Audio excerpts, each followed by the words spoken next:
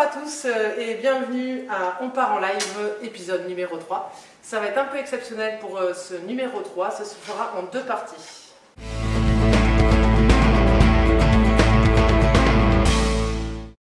La première partie s'articulera autour de la culture perdure avec Gaëtan, nouveau directeur du Zénith. Et par la suite, nous enchaînerons avec une super soirée avec Slim Paul et Antoine. Et tout de suite, on se retrouve au Zénith de Toulouse. Ça pourrait très bien être au Zénith de Paris, tu vois, par exemple.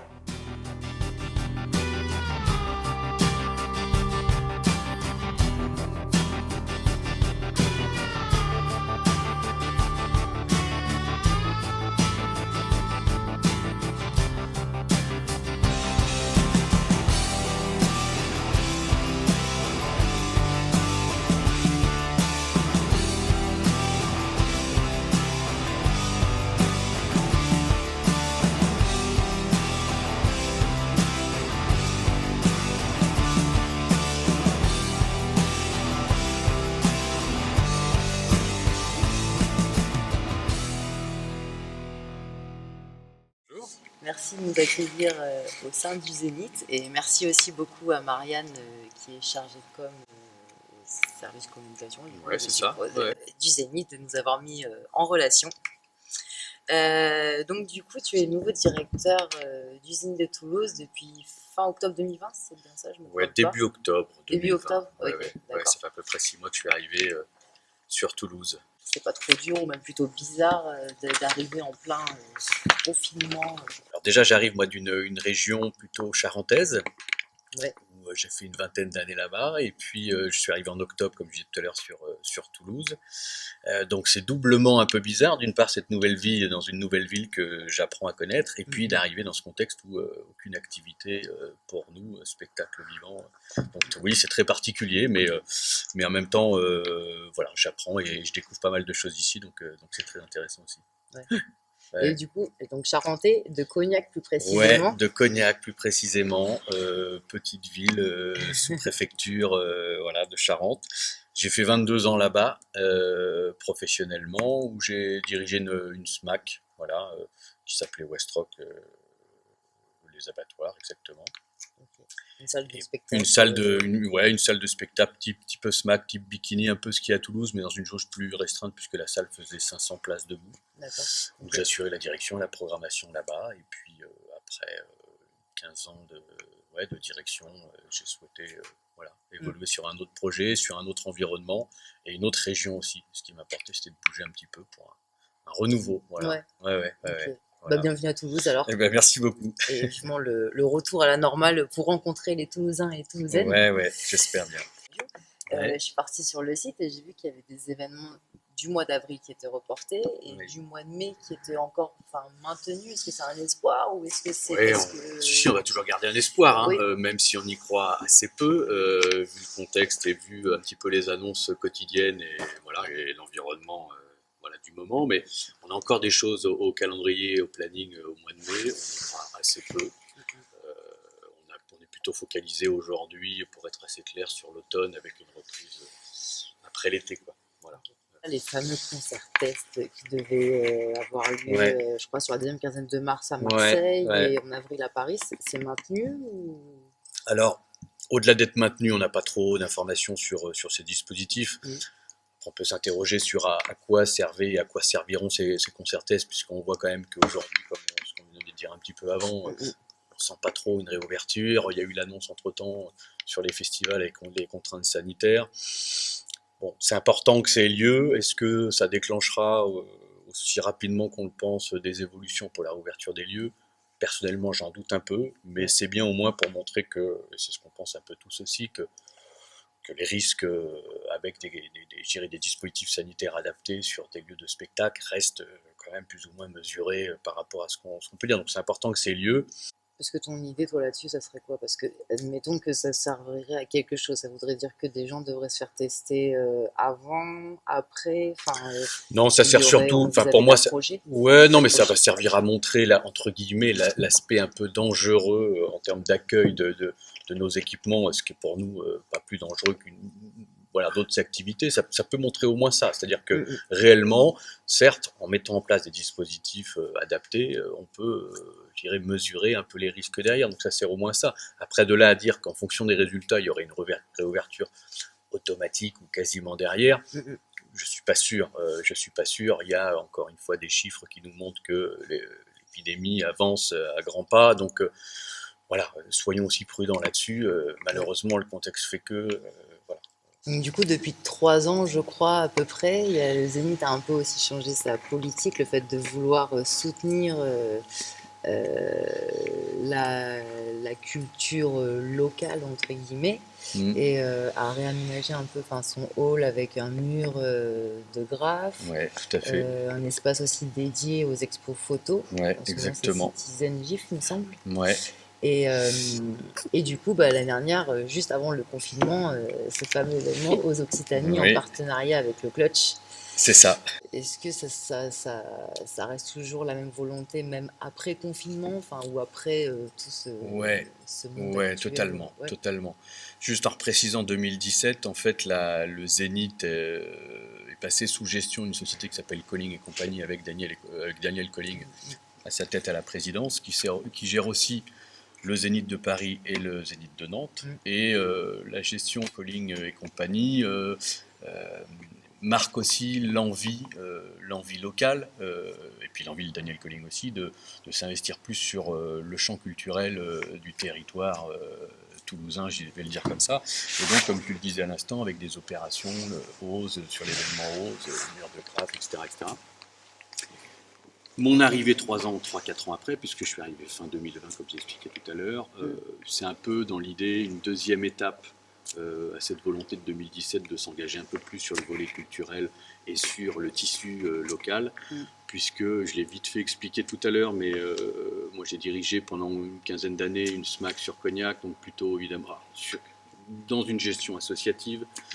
Je ne l'ai pas dit aussi, mais j'ai co-présidé le réseau des indépendants de la musique en Nouvelle-Aquitaine, donc voilà, pendant 3 ans à la création et avant sur le réseau pour le régional musique actuelle en Poitou-Charentes. Donc je connais assez bien le tissu associatif et le tissu culturel là où j'étais avant, plutôt sur Poitou-Charentes et Nouvelle-Aquitaine. Donc je dirais que mon profil et en tout cas le choix de Daniel Colling de mettre en place sur cette direction de Toulouse conforte et va augmenter vraiment dans l'idée évidemment ce rapport au territoire culturel, et c'est aussi mon souhait de développer encore plus de choses. J'ai cité 2-3 projets tout à l'heure. C'est soit d'une part les valoriser encore plus et de dynamiser encore plus ces projets-là, et certainement d'en créer des nouveaux à terme. Voilà. Alors, pas revenir sur le contexte parce qu'on en parlera à chaque fois, mais bon, c'est évidemment pas le meilleur des contextes pour développer ça, mais en l'occurrence, c'est vraiment l'idée, vraiment l'envie de Daniel Colling, l'envie de l'équipe du Zénith. Tu citais Marianne tout à l'heure, vraiment cette envie-là aussi, et puis évidemment, moi aussi, une grosse envie de développer des partenariats et des projets avec le tissu culturel local. Voilà, que je vais apprendre, j'espère, à connaître un peu plus sorti de tout ça. Voilà. Très prochainement, très prochainement.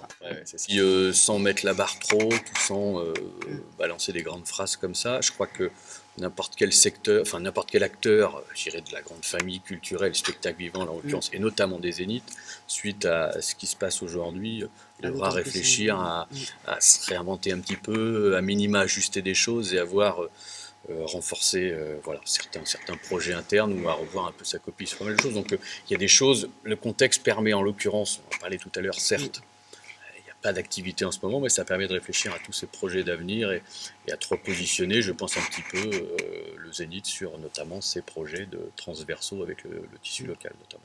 Voilà. C'est super, c'est une bonne nouvelle. Il y a tout à réfléchir, tout à construire, mais en tous les cas, il y a cette envie ici, quoi. Voilà. En tout cas, ça va faire du bien à la culture toulousaine, parce que c'est vrai que quand on entend parler du Zénith, on se dit waouh, grosse salle, donc peut-être c'est une grosse salle. C'est une grosse salle, mais l'idée c'est de dire que c'est une grosse salle, mais c'est pas inaccessible pour autant. Il faut aussi être un tremplin. Exactement. Et je parlais tout à l'heure que du bar dont tu t'occupes et tu gères, etc. On est vraiment, et encore plus aujourd'hui, dans cette idée de filière globale, mais et dans cette histoire d'étape, et les lieux comme les tiens, comme les vôtres aujourd'hui, sont indispensables dans la création de cette chaîne. Nous, on est peut-être plus sur le bout de la chaîne et peut-être plus sur le début d'une chaîne, mais cette chaîne, elle se tient comme ça, et sans tous ces éléments, voilà, on ne crée pas ce développement et ce dynamisme culturel et artistique. Donc vos lieux sont aussi indispensables que les nôtres, et donc on a tout intérêt à travailler ensemble sur des projets, des réflexions et des partenariats, comme on pourra le faire évidemment, chacun avec ses objectifs, chacun aussi avec à son échelle. à son échelle. C'est bien, parce que déjà, ne serait-ce que le partenariat avec Clutch sur Aux Occitanie, Clutch, pour le coup, ça a vraiment sa marque toulousaine, et puis ils sont très imprégnés aussi de la culture toulousaine et de ses adhérents finalement. Et juste ça, enfin voilà, je pense que ça a donné une autre image tout de suite, parce que moi personnellement, après on n'a pas forcément nous le temps de sortir tout le temps dans notre lieu, mais quand on a entendu parler de cet événement qui se déroulait au Zénith, ça pouvait que être bien, et une bonne nouvelle pour beaucoup d'entre nous, quoi. Je trouve aussi, Et pour du coup, même comme pour rester un peu dans le même sujet, est-ce que tu connais le collectif Culture Barbare? Oui, je connais le collectif Culture Barbare, tout à fait. Et en tant que SMAC à Cognac, vous aviez des partenariats avec? Non, on avait dans l'idée, alors on a travaillé sur notamment sur le dispositif lié à l'emploi artistique dans sur le GIP, Café Culture. L'idée c'était, alors je suis parti juste à ce moment-là, pas tout à fait, mais l'idée c'était de développer avec la ville de Cognac notamment l'adhésion au GIP pour favoriser le développement, la diffusion dans les petits lieux, les petits bars de Cognac, etc. La ville d'Angoulême, elle, a adhéré, Cognac l'avait pas fait, mais oui, je connais notamment le collectif Barbare par rapport à cette entrée-là sur l'emploi artistique dans les cafés. C'est vrai qu'ils se sont très investis justement sur le GIP pour... Ce qui est une super initiative. Souvent on oublie que tous ces artistes, ils sont aussi intermédiaires du spectacle, et le fait de nous donner un coup de pouce pour pouvoir les rémunérer, plutôt que de toujours trouver une asso à droite à gauche pour pouvoir se rémunérer, ça les aide. Exactement. Et puis là, ça construit notamment des projets sur les artistes qui veulent devenir aussi professionnels ou vivre de leur métier, et d'avoir réellement des vrais cachets, des vrais salaires, déclarés, etc. Et donc tout le monde s'y retrouve, aussi bien le lieu qui lui permet d'avoir évidemment un coût inférieur à ce qu'il pourrait payer lui, est toujours un peu difficile à prendre en charge tous les frais. L'artiste, lui, à avoir un vrai cachet qui lui permet éventuellement d'avancer dans son projet. Bon, donc c'est un peu gagnant-gagnant, et puis la collectivité qui met aussi un peu d'argent derrière, qui amène un peu un dynamisme sur sa ville, donc c'est en tout cas un super projet. Et pour le coup, nous, il me semble que dans la région, l'enveloppe a encore augmenté, et c'est pas plus mal, quoi. Ça c'est vraiment un projet à diffuser et à solliciter un peu toutes les collectivités pour qu'elles s'engagent sur un dispositif comme celui-là. Est-ce que le Zénith fait aussi partie intégrante de tout ce projet qui est en cours au niveau du quartier de la Cartoucherie? Alors, avec ce que j'en connais, encore une fois, avec les 6 mois d'arrivée sur Toulouse, oui, on fait partie de on est partie intégrante de la réflexion globale sur le projet Cartoucherie. En tout cas, si c'est ce dont tu parles, avec Gilles Jumer notamment, qu'on connaît assez bien ici à côté, oui, on réfléchit à tout ça. Il y aura aussi, on parlait tout à l'heure de passerelles avec le tissu local, aussi des passerelles qu'on aura aussi ensemble, puisque la proximité fait que, mais pas que, aussi le projet derrière culturel qui arrivera. Donc oui, on réfléchit avec eux, aussi bien sur le fond, j'irais plutôt de projet, que sur des aspects plus techniques. On réfléchit aussi à des systèmes de projets, de communs ou de partenariats avant, après, pour de fluidité, mais aussi dans les contenus. Je pense qu'il y a des choses à réfléchir, en termes de propositions, un peu de services sur le site, et puis de favoriser aussi notamment le covoiturage, pas mal de choses. On est sur des sujets comme celui-là, notamment avec eux. J'ai lu sur un article de La Dépêche que tu souhaiterais avoir une programmation plus pop-rock. Du coup, ma question c'était pourquoi, et aussi je me posais... on va commencer par pourquoi. Plus pop-rock, le côté artistique, évidemment, m'apporte, évidemment. J'ai évidemment des goûts personnels, des envies personnelles, mais au-delà du style pop-rock, ma volonté, c'est aussi qu'il y ait plus d'internationaux qui passent à Toulouse. Alors, on sait aujourd'hui comment est organisé un Zénith, à savoir qu'on n'est pas organisateur, producteurs et promoteurs organisent ici, mais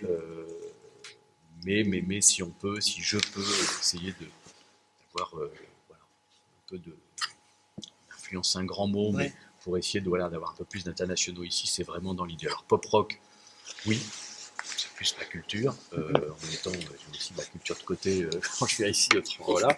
Mais, et je sais aussi que c'est aussi une demande publique, entre les attentes publiques qui correspondent aussi un peu à ça, en termes de développement de couleurs artistiques, mes attentes aussi un petit peu, et puis la volonté de l'international. Donc c'est pour ça que cette histoire pop rock, j'ai dit ça à un moment, mais voilà, je crois que c'est une envie un peu collective ici, une couleur qui a peut-être pas assez. Voilà. Après c'est toujours difficile, encore une fois, quand on n'est pas organisateur, mais voilà, si on peut faire que les choses avancent un petit peu là-dessus, ça serait bien, ça serait intéressant.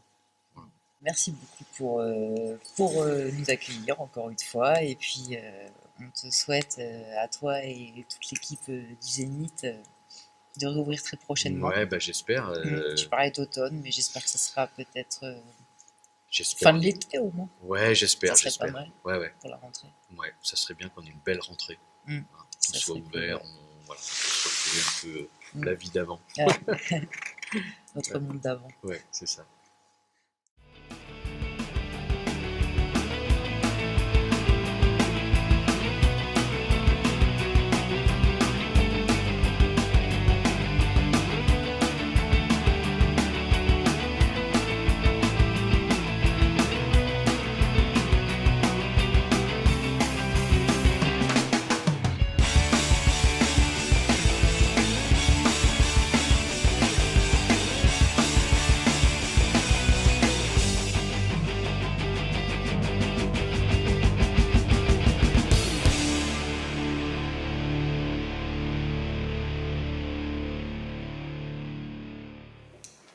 Merci beaucoup à Gaëtan et aux Zénith de Toulouse pour nous avoir reçus. Et maintenant, allons boire l'apéro avec Slim Paul et Antoine. Bonjour à tous, on a le plaisir aujourd'hui de recevoir Slim Paul qui a sorti son dernier album le 12 février dernier. On va pas faire semblant, c'est aussi un habitué du bohème et il nous a permis d'ambiancer cette scène qu'on aime autant et qui nous manque. Donc on va pas faire du vouvoiement, on va faire du tutoiement avec Slim. Bonjour Slim. Bonjour. On va peut-être commencer par comment vas-tu? Je vais bien. Tu vas bien?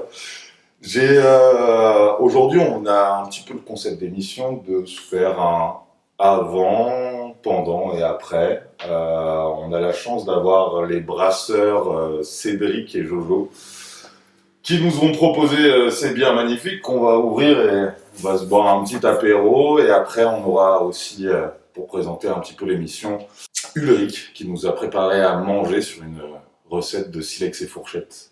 Donc on va commencer comme ça. On va se proposer d'ouvrir une petite bière. Je suis chaud.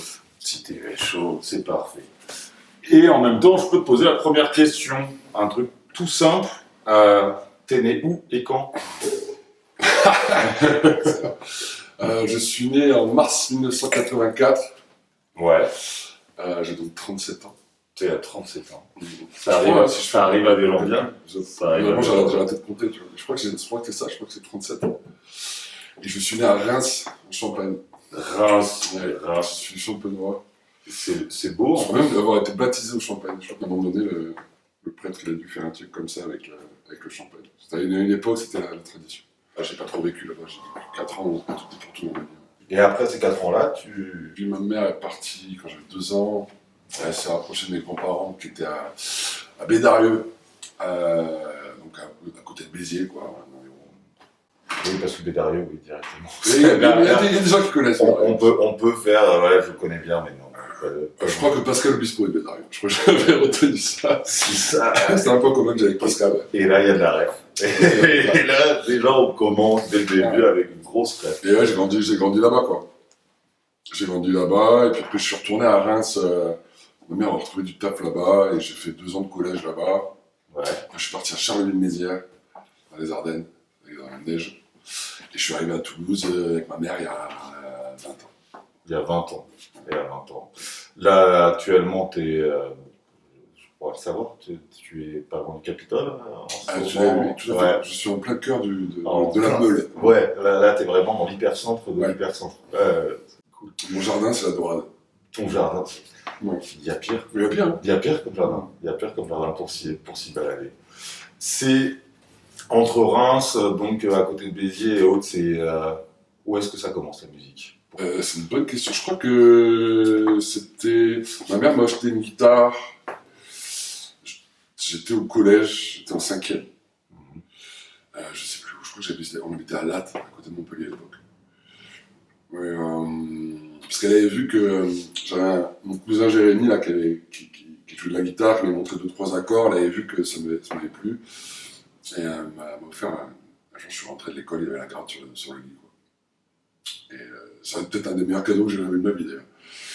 C'est un truc qui reste encore aujourd'hui. Quoi, tu vois. Oui, ça fait frissonner. Ouais. Je sais pas si c'est le froid du bar ou si c'est l'émotion de cette première gratte. On va réchauffer tout ça. On peut d'ailleurs trinquer. On peut trinquer en remerciant d'ailleurs ces brasseurs artisanaux qu'on peut retrouver d'ailleurs dans les émissions précédentes. On a eu la chance de les voir faire leur bière et les embouteiller. Et aujourd'hui, on a la chance de les déguster. Cette première gratte, c'est quoi comme gratte? Waouh. Moi, je pense que c'était pas une gratte de ouf. Je pense que c'était pas une gratte de ouf, c'était une guitare classique. Je crois, je m'en rappelle pas très bien. En fait, je crois que j'ai abandonné la gratte pendant 1 an ou 2. Genre, j'ai commencé un peu vite fait, mes trucs, et j'ai abandonné 1 an ou 2. Et après, il y a eu la redécouverte de Jimi Hendrix qui m'a fait replonger dedans. Et depuis j'ai jamais arrêté. Jimi Hendrix a une place très importante. Pourquoi c'est un déclencheur dans ton apprentissage de la guitare, dans l'amour de cette musique? C'est fascinant aussi, le fait que ce soit un peu une météore. C'est un artiste qui est mort à 27 ans. Et en très peu de temps, il a fait 4 albums, il a fait je sais pas combien de concerts. On retrouve encore des enregistrements pirates aujourd'hui. Et en tant que jeune guitariste qui commence, écouter Hendrix, c'est se rendre compte que la guitare offre bien plus de possibilités que ce que tu peux entendre quand tu joues juste de la gratte comme ça acoustique, parce que c'est un mec qui avait quand même pas mal d'avance sur les sons, sur les effets. C'est un prolongement de lui, en fait, c'est un prolongement de sa musique. Et ouais, c'est ça qui m'a fasciné, en fait. C'est comment utiliser cet instrument. Pas juste techniquement apprendre des notes, tu pourrais faire des accords, mais vraiment sans prolongement de soi en fait. Et puis je me suis mis à écrire des chansons pratiquement au même moment, j'ai commencé très vite à écrire des chansons. Et ouais, j'avais envie j'étais fasciné par ça parce que quand j'écoute Hendrix chanter et que je joue de la gratte, j'ai l'impression que c'est une deuxième voix en fait, tu vois ce que je veux dire? C'était deux en fait, et le chanteur et le gratteux, mais en fait ils se complétaient. Ce qu'il ne pouvait pas dire avec des mots, il le disait avec sa gratte et vice versa.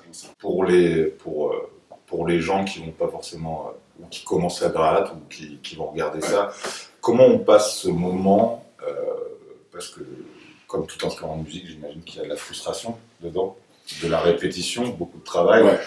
Comment on garde cette idée de se dire, voilà, cet accord-là, il va passer. Je vais réussir à le faire, et pourtant, je vais réussir à chanter dessus. Il n'y a pas de secret, hein. C'est la répétition. J'ai à l'époque de l'adolescence, là, à l'époque de ma première gratte, je déménageais pas mal avec ma mère, donc j'étais souvent le nouveau à l'école, j'ai du mal à faire des copains. Ouais. Du coup, je passais beaucoup de temps dans ma chambre, je me balade, quoi. Et genre, 10 ans par jour. Il y a chez les cours. Ouais, l'isolation fait aussi c'est vrai, tu vois. Ouais, et quelque part, c'est là aussi que je suis venu au blues, parce que j'avais une certaine forme de blues, tu vois, j'étais un petit peu seul. Tu écris à partir de quel âge? Peut-être mon premier texte, je crois que mon premier texte c'est en 2000. Donc j'ai quel âge? J'ai 16 ans. T'as 16 ans, t'écris en français, t'écris en... J'écris le premier texte en anglais. T'écris en anglais. Pour justement faire comme les papas, quoi. Et puis après, c'est quand j'arrive à Toulouse que je commence à écrire en français et monter mon premier groupe. J'essaie de me chercher, faire pas mal de styles différents, essayer d'apprendre d'autres styles aussi que le blues. Le funk, la soul, même un peu d'afro, la pop, la chanson, tu vois. C'était à l'époque de trio en plus, à la Dorade. Je jouais du trio pour épater les meufs, tu vois. Et ça marchait, merci trio d'ailleurs. Je vous embrasse, merci les gars. Et c'est quelques années plus tard, je dirais 4-5 ans plus tard, que je suis retombé sur un vieux texte à moi et je dis, c'est ça en fait, faut que je chante en anglais, c'est ma langue en fait, c'est ma langue culturelle. Tu nous as parlé juste avant en fait d'un cousin, Jérémy. Ouais. Lui aussi il t'amène à la musique. Comment il t'amène à la musique? Par son frère en fait. Son frère Alex qui avait 10 ans de plus que nous. Et si tu veux, on était assez fascinés parce que Alex, c'était un peu, je sais pas, il était un peu bad boy, tu vois. Il fumait des clopes, il jouait de la gratte électrique, tu vois, il chopait des meufs, il séchait les cours, je sais pas. Il y avait un truc un peu fascinant, tu sais. Ouais. La mauvaise graine, quoi. La mauvaise graine, je l'embrasse, sans être reconnaissant, et qui fait des belles plantes. Au final, c'est ça. Et Jérémy, du coup, après la gratte avec son frère, qui m'a appelé l'attention. Si j'ai bien écouté, tu nous as dit que tu as laissé 2 ans la gratte de côté. Un truc comme ça, ouais, je pense. Tu faisais d'autres instruments à ce moment-là ou t'avais... Non, j'étais dans le basket. J'étais dans le basket, ouais. Merci d'aborder ce sujet. J'allais le dire. Parce que fallait qu'on en parle. Bah, bien sûr, le basket fait partie aussi de ta vie. Est-ce qu'il y a un côté aussi compétition qui peut être autant dans le sport que dans une musique et dans cette volonté de réussir des accords ou dedans où tu avais complètement différé les Moi, il n'y a pas de compétition dans la musique qui ne devrait jamais y en avoir. Ouais. C'est pour ça que je n'aime pas trop tout ce qui est concours, tout ce qui est tremplin, machin, où on pousse les musiciens à se confronter en mode qui c'est le meilleur. Comment tu peux juger une musique, c'est de l'art en fait. Comment tu peux juger qu'une pièce d'art qui peut être meilleure qu'une autre? Je vois pas ça doit rester subjectif, ça doit rester à l'oreille ou à l'œil de chacun, tu vois, de dire ça. Par contre, le basket, ce qui m'a appris le basket, pour moi, le meilleur sport, c'est un mental, en fait. Un travail d'équipe, savoir... des choses que j'ai réalisées bien plus tard en montant mes groupes et en faisant des tournées. C'est le rôle que tu as dans une équipe et savoir quel rôle tu as et se garder ce rôle-là. Le travail en groupe, pour moi, c'est très important de savoir si t'es le frontman, c'est-à-dire si t'es le chanteur, c'est normal que les gens ils sont plus connectés à toi, tu vois. Si t'es derrière avec la batterie, c'est toi qui tiens le beat, c'est toi qui as la responsabilité du tempo, enfin tu vois, ce genre de truc. Et c'est des codes en fait, c'est des rôles que je pense qu'ils sont importants à une fois que tu sais quel rôle tu as, en fait, savoir le jouer pour le bien d'une équipe. D'une équipe. Et après, tu le dis en plus très bien, c'est-à-dire que de ce que t'en dis, de toute façon, c'est que l'équipe, en fait, s'il n'y a pas un seul rouage qui n'a pas besoin des autres, toute l'équipe doit marcher ensemble pour marcher, quoi. Que ça soit du 6e homme. C'est ça qu'on appelle dans la couleur, des fois. C'est ce que j'allais te demander. Tu nous as dit précédemment que pas mal de temps aussi à gratter seul dans ta chambre. Quand est-ce que tu t'entoures? Quand est-ce que tu... À Toulouse. Ouais. Vraiment à Toulouse. C'est une ville qui a été propice à ça. Mm-hmm. J'espère qu'elle est encore aussi propice à ça. Quand j'arrive à Toulouse, c'est en 2001. D'ailleurs, je fête mes 20 ans à Toulouse au mois de juillet. J'arrive de Charleville, je rappelle. Ouais. J'arrive, ville ensoleillée, les gens un peu moins vêtus, la dorade. Tu vois, après, il y a des filtres qui à l'époque n'étaient pas privatisés. On faisait des soirées directes, j'avais des soirées avec la gratte, les djembés, tout ça, tu vois. Et ouais, très vite, c'est naturel en fait. Ouais. Tu parles à des gens, tu fais un bœuf, là, on se voit, samedi prochain, on fait ces trucs, on répète. C'est comme ça que j'ai fait mon premier groupe. Donc, la question, c'est quoi ton premier groupe? Non, mon premier groupe. Et si tu me dis que tu chantais par contre du Laurie, je suis pas d'accord. Non, je chantais en français. Tu chantais en français. Ça s'appelait Le Mélange. Ouais. Donc, Le Mélange, ouais, et voilà, c'était avec un mec qui s'appelait Miguel. Après, il y a eu Clément Catalos dans ce groupe, il y a eu Julien Roussel au violoncelle, il y a eu Mathias à la basse. Et on faisait un peu de tout en fait. On faisait de la chanson, on faisait du reggae, on faisait de l'électro, enfin, c'était un bordel. C'était un joyeux bordel. Et, mais le mélange a créé Syncopéra. Syncopéra qui est le premier nom de Scarecrow.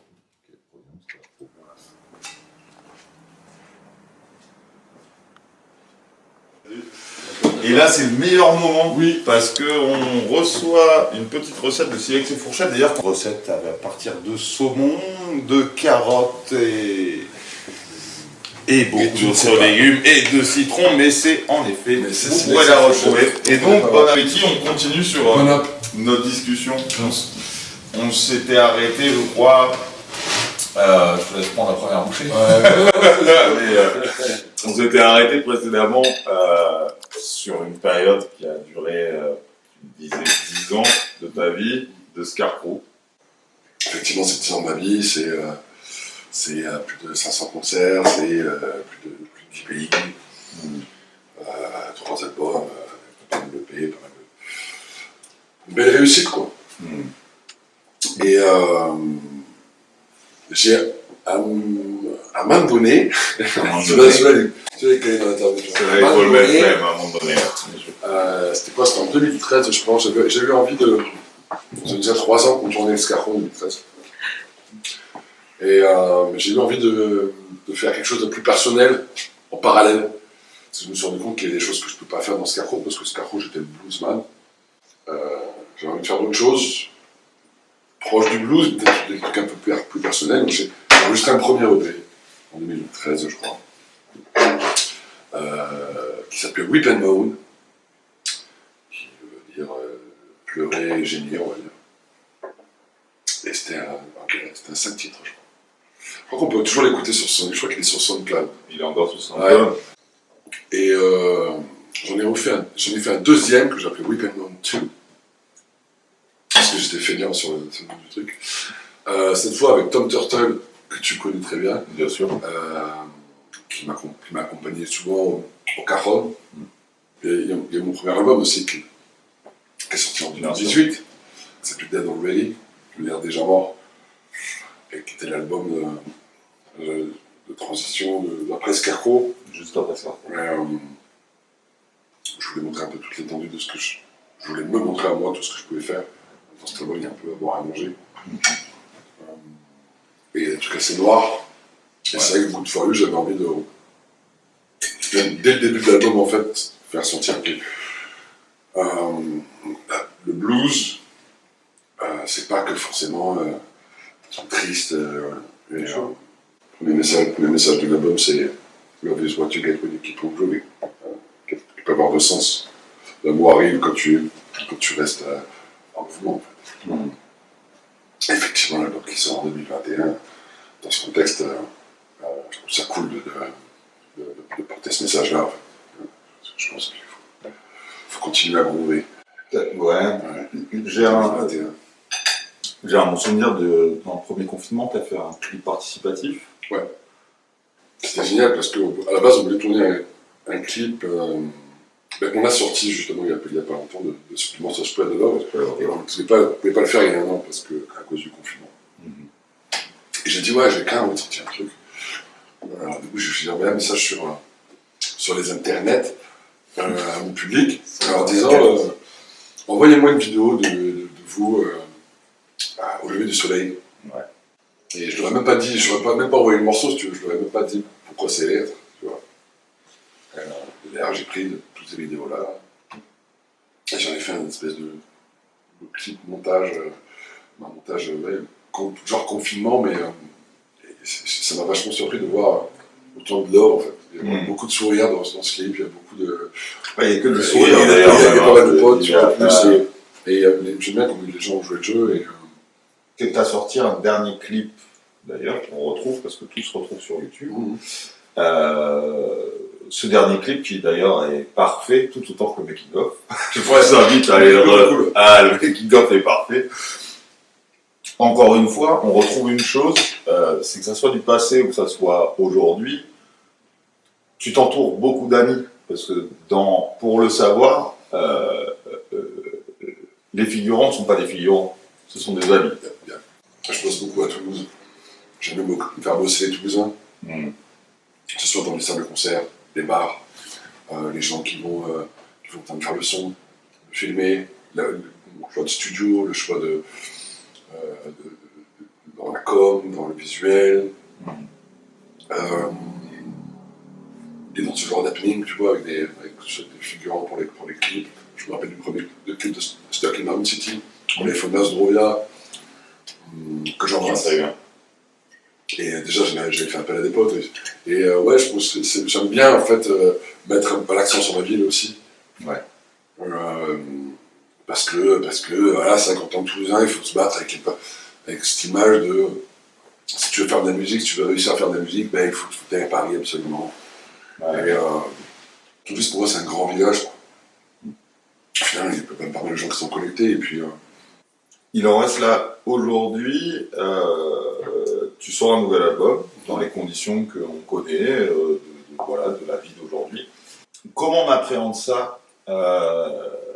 Comment on réinvente aussi son idée en tant qu'artiste de se dire merde, j'ai un album, je sais que j'ai fait du bon et tout. C'est pas les meilleures conditions, mais on va quand même offrir quelque chose. Déjà, c'est dur pour un artiste de 37 ans qui n'est pas forcément très à l'aise avec les réseaux sociaux et le fait que Internet soit là tous les jours, il faut être connecté quand même souvent pour voir comment ça évolue, il y a toujours de nouvelles choses. Ouais, des trucs comme TikTok, je sais pas ce que je te rassure. Des défis, des trucs, je sais rien. Moi, sur Facebook, Instagram, on est pas mal. Ouais. Mais voilà, c'est pas le corps de mon métier. Et ça le devient, malheureusement. Aujourd'hui, tu es obligé de maîtriser un peu ces trucs-là. Je t'avoue, c'est pas mon métier. Ouais. Pour moi, ça reste de la communication. Après, sortir cet album dans ces conditions, j'ai une très très bonne équipe. Tu vois, j'ai monté mon label il y a 2 ans, Upload Records, avec Clément Catala, qui fait partie de Vélance d'ailleurs. Et on a coproduit l'album avec Regard et Karen Gersh. J'ai une bonne équipe pour sortir cet album. Maintenant, c'est sûr qu'il faut les concerts, parce que même si j'ai une bonne presse, ça n'enlève pas le fait que aujourd'hui je suis un artiste qui vend des albums quand je fais des concerts, surtout. Bien avant le Covid, le monde de la musique était déjà en crise. Le marché du disque était déjà en crise. Le Covid n'est pas non plus, tu vois. Comment tu vas faire pour encore garder ces 4 mois où on ne va pas avoir de concert devant nous? Déjà, moi j'ai la chance de boire des coups à la bohème aujourd'hui. Merci. Ça c'est du luxe. Et puis, t'en parlais tout à l'heure, on va faire un concert ici pour en parler bientôt là, qu'on va capter, qu'on va filmer. On est sur du maintenant, on va passer sur du après. Je rappelle juste une chose, qu'on peut trouver ça, je vais pas dire en fait chez tous les bons disquaires, parce qu'en fait il y a même des très bons disquaires qui vont pas l'avoir, parce que malheureusement les moyens de diffusion... J'ai une adresse si vous voulez. Ouais, moi je crois que j'ai une très très bonne adresse aussi, mais je vais te la laisser le dire, et en plus c'est des grands amis à nous. Si vous voulez aller retrouver mon vinyle, vous allez au Made In, un vinyle shop qui est rue Cujas à côté de la place de la Bourse. Et voilà, je les embrasse parce qu'ils sont formidables. Et ils ont toujours été là depuis le début. On peut trouver d'ailleurs en belle position d'ailleurs ton premier vinyle. Ouais, c'est vrai qu'ils l'ont. Et ils l'ont encore, et le second, et on ne peut que embrasser le Made In et leur donner merci d'exister, surtout en ce moment. Donc voilà.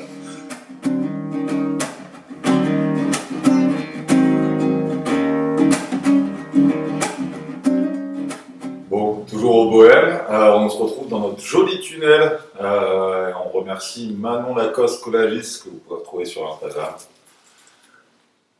On est là maintenant pour Debout et pour parler de l'après, parce que toujours debout. Qu'est-ce qui arrive pour toi aussi? Qu'est-ce qui arrive? Il y a un projet bikini. Ouais. Un projet bikini particulier, 350 places assises, masquées. Voilà. Avec Eka, première partie, que vous connaissez. Qui pour l'instant, on travaille là-dessus, on répète toutes les semaines, on essaie de garder le rythme. Il y a un France 3 aussi, France 3 Région là, qui arrive avec captation de 2 titres. Qu'est-ce qui se passe d'autre? Je fais une autre capta en solo avec Serge Faubert et un concept assez cool dans son studio avec un micro et une lumière. Ça c'est bientôt aussi. Il y a pas mal de choses intéressantes. Moi aussi en tant que producteur, on produit avec Olpot, mon label Olpot Records, on produit Sailors at Sea, qui sort un nouvel EP qui s'appelle New Land. Tu nous parles juste avant de ce probable concert au bikini, 350 personnes, masquées, c'est pas forcément les conditions optimales. Mais est-ce que c'est important, c'est important pour un artiste de se dire qu'on arrive à faire d'autres solutions, de pouvoir aussi, malgré ce qui peut être, se remettre sur scène devant des gens? C'est important au niveau moral pour un artiste. Je pense, parce que c'est un peu le but ultime de monter sur scène. J'adore être en studio, j'adore figer la musique dans le temps. Je suis très fier de l'album qu'on a fait. On a vraiment réussi à faire ce que je voulais. Mais c'est important de défendre un album sur scène. Et effectivement, si ce bikini se fait à 350 personnes assises et masquées, et je l'ai fait l'année dernière sur un festival, je ne sais plus, en PACA, c'est bizarre, c'est chelou. Parce que tu te rends compte qu'en fait, tu as besoin le regard ne suffit pas, en fait, tu as besoin du sourire des gens, pour voir un peu leur expression. Et quand tu n'as que des gens masqués, ils ont du mal à te donner quelque chose. Et la scène, c'est un échange. En fait. Le public te donne une énergie pour continuer à jouer, en fait, tu vois. Mais il faut le faire quand même. Il faut le faire quand même parce que ce sera pas éternel. Je pense qu'on reviendra quand même un jour à la vie normale. Je le souhaite, je l'espère. Mais voilà, s'il faut encore faire ça pendant un an, faire des concerts avec des gens masqués, faisons-le. Parce que les gens ont besoin de concerts, en plus, ça se sent qu'ils ont besoin. Bien sûr, c'est vital, là, tu vois, on a besoin. Petite dernière question. Tu m'as parlé de ta première gratte. Ouais. Tu en as des nouvelles. Ouais. Tu disais quoi à ta première gratte quand tu lui parlais? Oh putain. Et maintenant, qu'est-ce que tu dis à ta gratte? C'est marrant parce que j'ai toujours donné des prénoms de meufs à mes grattes. Les premières, c'était surtout des meufs que j'arrivais pas à voir. Après, j'ai donné des prénoms des femmes que j'ai aimées. Et la première, je ne disais pas grand chose parce que je savais pas trop lui parler. Comme je ne savais pas forcément parler aux meufs. Là, ma guitare, c'est Georgia, qui est une guitare que mon public connaît parce que c'est une guitare qu'il a depuis très longtemps. Et on parle beaucoup, on se connaît bien. C'est bizarre de parler d'un instrument, d'un objet comme ça, mais c'est vrai qu'il y a une relation chelou entre moi, en tout cas, il m'a gratte. Qu'est-ce que je lui dis? Je lui dis, je sais pas, j'essaie de m'occuper d'elle, tu vois. J'essaie de m'occuper d'elle, de la briquer un peu, de la faire sortir de la faire crier un peu, tu vois. J'aime bien la pousser dans ses retranchements. Et voilà. Je t'avoue, j'ai le projet d'avoir de nouvelles grattes là. Notamment une Weissenborn, c'est la fameuse gratte de Ben Harper. Guitar slide là, j'ai été entouré d'un luthier là qui les fabrique et j'essaie de voir pour un modèle signature Slim Paul. Ça, ce serait vachement chouette. Et j'aimerais bien aussi, parce que ma première gratte électrique c'était une Fender Stratocaster, la fameuse Fender Stratocaster. Et c'est une guitare sur laquelle je joue depuis très longtemps et je crois que je vais m'en repayer une à l'occasion. Tu as un prénom pour la prochaine? J'ai un prénom pour la prochaine. On verra ce que me réserve la vie et les rencontres. La vie et les rencontres. C'est cool.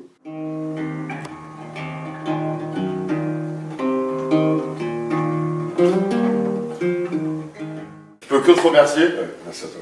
pour cette interview qui des plus agréables. On va espérer que Georgia va pouvoir crier sur scène, à nouveau, masqué ou pas masqué, assis ou pas assis. On peut suivre toute ton actualité, que ce soit sur YouTube, Facebook ou Instagram. Et je sais très bien qu'en plus, et tu les as remerciés à plusieurs reprises, toute ta boîte et tous les gens qui travaillent avec toi. Et c'est les plus agréables. À moi de remercier aussi tous les gens qui travaillent ici pour faire ces formats-là. Que ce soit Claire, Anne, qui garde encore la tête haute et tout haut du bar parce qu'ils veulent encore produire de la culture malgré la situation. On peut remercier les gens qui sont derrière les caméras, Driss, Ulrich, qui nous a aussi préparé cette merveilleuse Pitance. Ouais, grave, pitance, grave, qui est un très bon mot, pitance, et gardez-le, vous pouvez le mettre, c'est un mot qu'on double sur vraiment. Marlène, qui a aussi, qui nous produit depuis maintenant bientôt 1 an, et sa boîte de prod qui est retrouvable sur Instagram. Oh, j'ai toujours du mal à le prononcer, surtout enfin, c'était une très belle émission, une très belle journée. On va aller boire un café. Merci à tous. Allez. Et merci à toi, Sophie. Merci à Paul de s'être ouvert à nous et je rappelle que l'abus d'alcool est dangereux pour la santé. Merci à tous et on se retrouve jeudi pour la deuxième partie.